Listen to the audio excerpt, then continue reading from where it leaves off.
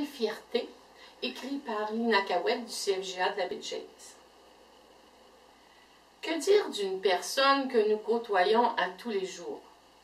On la connaît sous toutes les formes et coutures, quand cela fait 20 ans qu'on est avec elle. Cette personne n'a plus de secret pour nous. Eh bien, c'est faux. J'étais dans l'erreur, quoi. Je me suis aperçue qu'il y a toujours une petite chose à découvrir à chaque moment quand on vit avec l'homme de sa destinée. Il m'a complètement subjuguée. Tout a commencé pendant mes vacances de chasse en 2010, avec ma sœur accompagnée de son mari et, bien sûr, mon amoureux. La semaine a passé avec un grand calme. Tout comme certaines personnes le savent, dans la nature, les oiseaux font leur sérénade, les écureuils se promènent de branche en branche, tout en avertissant la forêt des dangers potentiels. Il y a aussi des mulots qui finissent toujours par avoir un petit bout de nourriture oublié par inadvertance par l'un de nous. Il y a bien d'autres surprises qui sont à découvrir en écoutant et en observant bien la nature. Les froids des petits matins qui nous réveillaient, faute du poêle à bois qui s'était éteint pendant la nuit. Vite, un briquet, un journal avec un peu d'écorce, du bois en éclisse pour réchauffer la tente. Le petit déjeuner cuit sur un poêle au propane, des œufs, bacon, patates, quel délice! Bien sûr avec un bon café pour nous réchauffer et nous réveiller. Chaque matin, nous faisions notre petite routine pour nous préparer à la chasse. À l'exception de ce matin-là, pour ma sœur et moi, journée de repos pour les deux filles qui étaient venues en forêt avec leurs valeureux chasseurs. Bien au chaud, à lire chacune son bouquin, bien étendu dans notre lit de fortune, c'était notre 4e matin. L'air était rempli d'un arôme apaisant avec une petite bruine, une beauté incommensurable de la nature. Les hommes étaient allés à la chasse ensemble.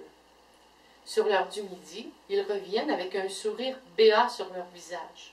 Sans hésiter, ils nous ont raconté fièrement leur aventure du matin, jusqu'à nous en mettre plein la vue. Ils avaient vu une femelle orignale pendant 45 minutes. Devant leurs yeux, elle a mangé sans se soucier des 2 hommes de l'autre côté du petit lagon. Cette année-là, nous ne pouvions tirer sur cette belle créature des bois. La journée s'est terminée comme tous les autres jours, avec des histoires, tout en jouant aux cartes et se relatant la journée. Ce qu'ils auraient dû faire ou pas pour avoir une meilleure stratégie d'approche pour la journée suivante. 5e journée. La température à -7 degrés, avec une belle neige qui tombait du ciel. Cela ressemblait à de la peau de lapin. Ce matin-là, nous étions tous encouragés. On se disait que c'était une belle journée pour tuer. Les nuages se sont dispersés et le soleil nous a réchauffés toute la journée. Même les moustiques étaient au rendez-vous. Que voulez-vous? Dame Nature a ses petits caprices en automne. Vers les 18 heures, nous sommes revenus épuisés de notre journée. Les femmes sont entrées pour faire le souper et le beau-frère est venu nous aider pour attiser le poêle à bois. Cela ne faisait pas 15 minutes que nous étions dans la tente, que mon Denis arriva en belle épouvante. En chuchotant, il nous dit « Il est là, il arrive!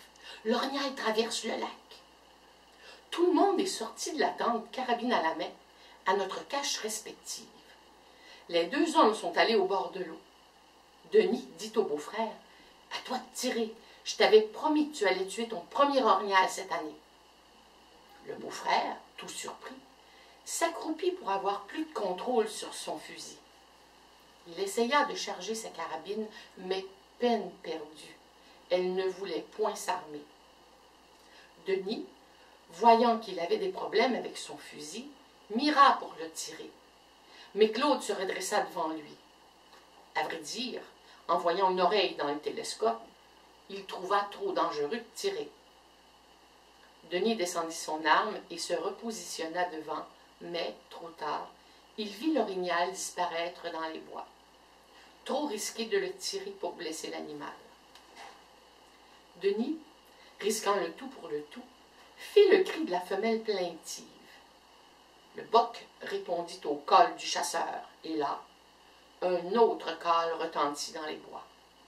Il venait de la femelle, pour que son mâle revienne vers elle. Il fallait être là pour entendre toute la beauté de cette conversation entre les trois, l'homme et les deux belles grosses bêtes.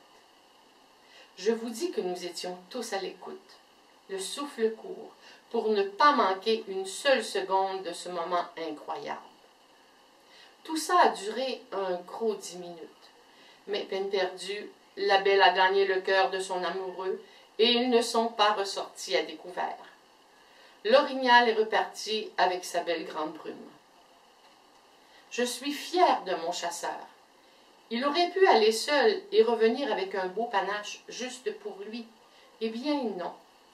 Il a partagé son savoir à un novice, un futur amant de la nature, avec tout le respect, l'art du savoir-vivre en respectant la forêt. On n'en compte plus beaucoup aujourd'hui qui prennent le temps de montrer aux autres ce qu'ils savent, pour le partager à d'autres, et c'est ce qui m'a séduit de mon coureur des bois.